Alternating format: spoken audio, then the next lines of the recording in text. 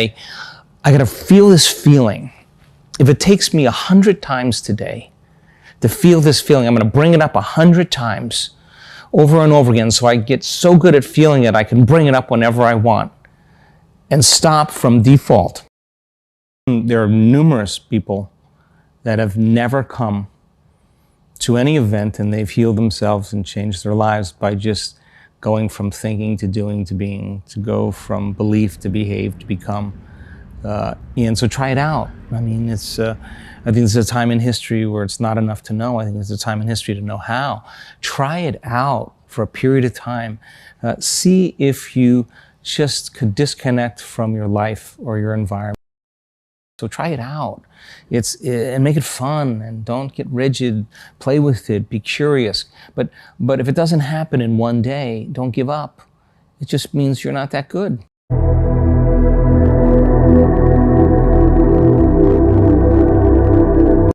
Now, if they're not waiting for their healing or their health to change so they could feel gratitude, so they could feel whole, they actually understand that when they feel gratitude and they feel wholeness, that's when their healing begins. So then anything that causes us to move out of that state within us, a reaction or a response from someone or something in our life that would move us from that state of grace,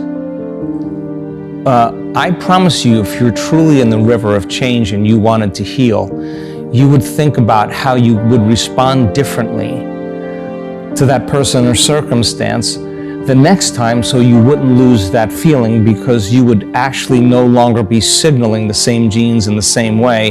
The moment you felt familiar emotions, you would be signaling old genes. And so the person who understands the what in what they're doing and the why, that if I live by this emotional state every single day, if the environment signals the gene, okay, and the end product of an experience in the environment is an emotion. If I live by this emotion, I could signal genes ahead of my environment, and I could actually change my health. Now, this is when meditation no longer becomes a have to.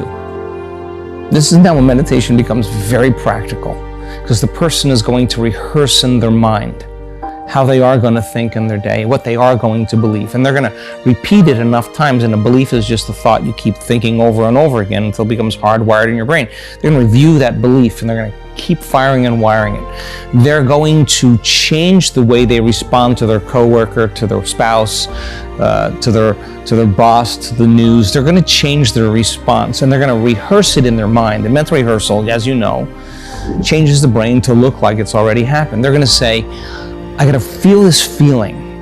If it takes me 100 times today to feel this feeling, I'm gonna bring it up 100 times over and over again so I get so good at feeling it, I can bring it up whenever I want and stop from default, right? And then when people do that the overcoming process is the becoming process. That so many people have healed in this work and they didn't even realize that when they were sitting and their body was raging and out of balance, and they were working with settling it down and overcoming those survival emotions, overcoming those programs, those habituations, that overcoming process was actually the becoming process.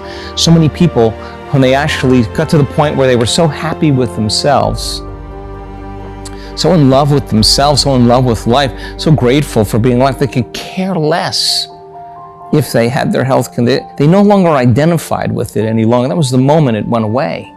And you ask that person, where is the disease? They'll tell you it's in the old person.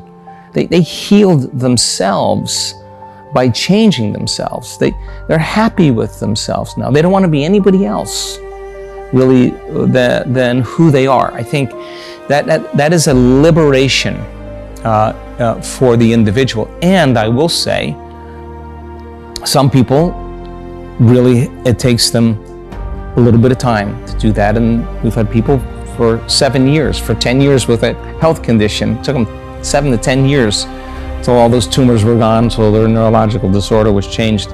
And yet we're now discovering a person can have an interaction with something so profoundly big that their inner experience moves their brain and body right out of the past, right into the present moment, and body gets an upgrade. In 1 second, there's a tumor, now it's gone.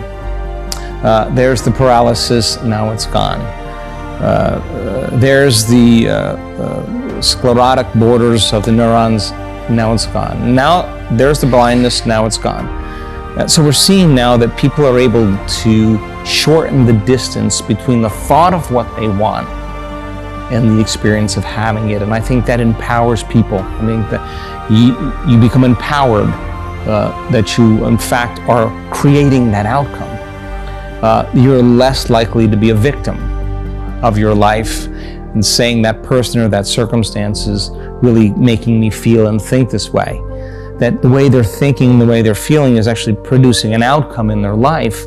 That's when we switch from being the victim to being the creator. And you only need a few of those synchronicities, those opportunities, those coincidences to cause you to show up and create again. And that's what I'm the most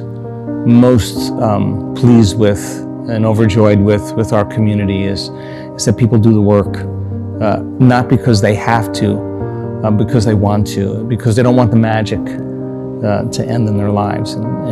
So we can go as far as you want to go, but the truth is that healing happens when we move beyond ourselves. Well, I can say without a doubt that there are numerous people that have never come to any event and they've healed themselves and changed their lives by just going from thinking to doing to being, to go from belief to behave to become.